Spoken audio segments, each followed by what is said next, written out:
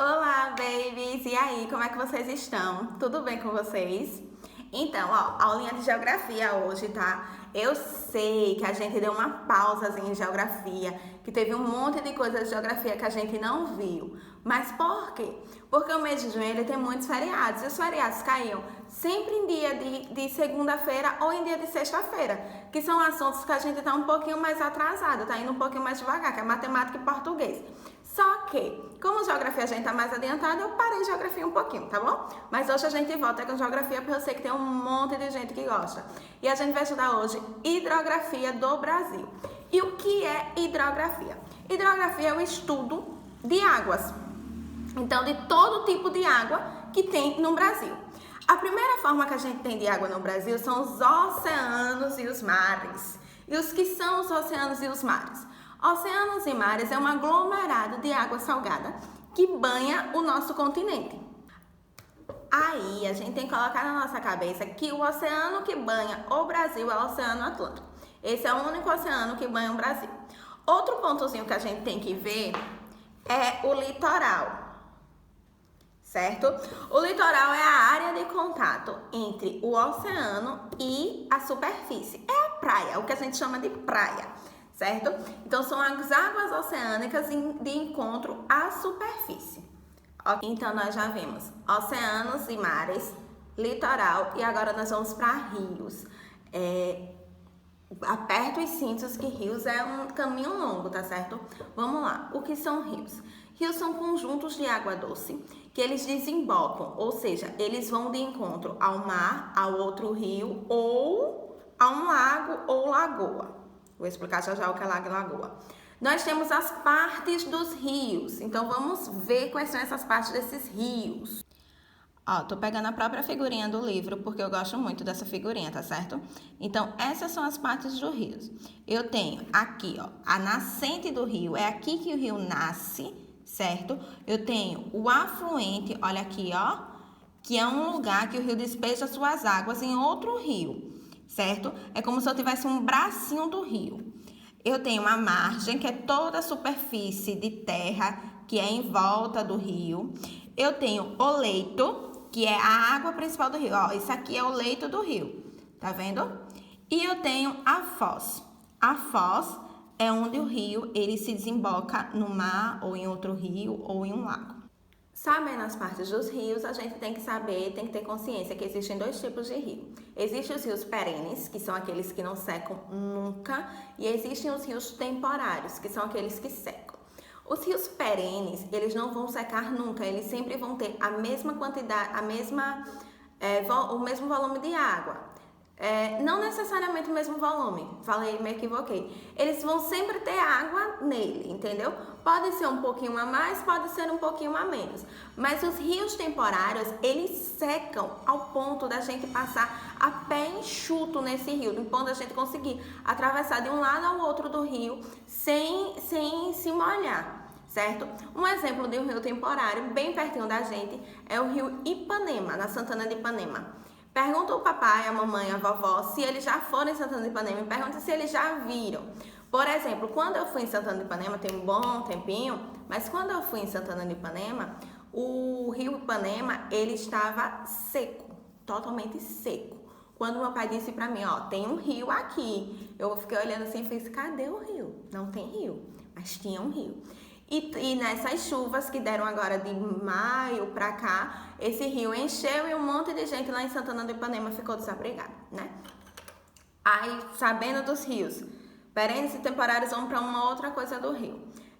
As regiões, elas são banhadas por um conjunto de rios. E esses conjuntos de rios eu chamo de bacias hidrográficas.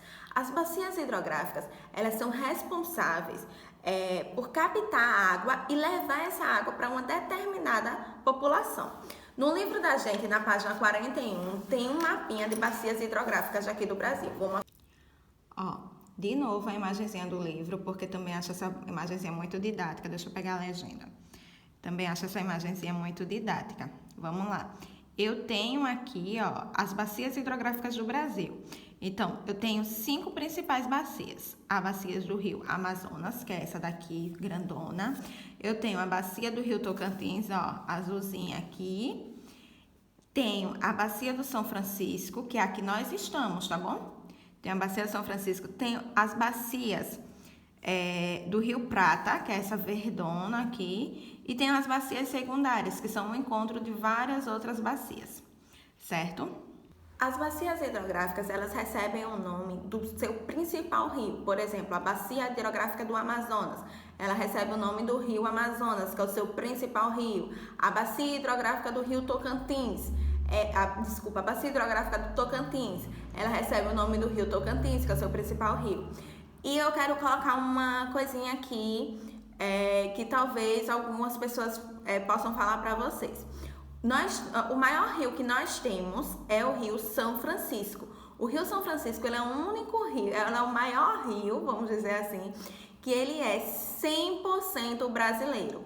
Ele nasce na Serra da Canastra, lá em Minas Gerais, e desemboca no mar em Penedo, certo? Aqui em Alagoas. O Rio Amazonas, que ele é o maior rio em território brasileiro, ele não tem a sua nascente no Brasil, por isso que ele não é um rio brasileiro, ele é um rio internacional. Chique, né? Então, de rios, o que é que nós precisamos saber? As partes dos rios, precisamos saber as bacias hidrográficas, precisamos saber diferenciar um rio perene de um rio temporário, ok? Então, vamos para lagos ou lagoas. A gente mora em um estado que ele tem várias lagoas, as principais são a Mundaú e a Manguaba. Tanto é que o nosso nome é Alagoas, terra das lagoas, certo? Era para ser mais ou menos assim. E o que são lagos ou lagoas? Então, o que são lagos ou lagoas? E lagoas, como queira. Vamos lá. São conjuntos de água que eles são formados através de depressões. Eles podem ser a água derivada de um rio, a água extraída de um lençol freático, uma água empoçada de alguma forma. E esses lagos ou lagoas, eles podem ser naturais, como eles também podem ser artificiais.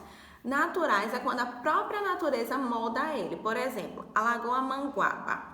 A Lagoa Manguaba, que é uma lagoa enorme que tem aqui no nosso estado, ela é uma lagoa natural.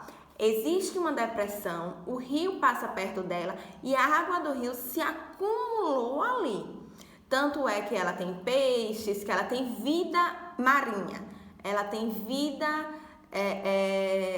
nela, ok? Mas existem lagos ou lagoas que é o homem que causa uma disfunção, que o homem vai lá e ele projeta isso. Um exemplo disso é a barragem do Sobradinho. A barragem do Sobradinho, ela foi construída, ela foi idealizada para fornecer energia elétrica para uma determinada região. Tem até uma imagenzinha no livro de vocês. Outro exemplo de lago artificial, só que em bem menor quantidade, são os açudes. Os açudes é quando o homem ele cava uma determinada região para que ali tenha acúmulo de água da chuva, para que possa irrigar ou que as pessoas possam usar aquela água de alguma forma, tá certo?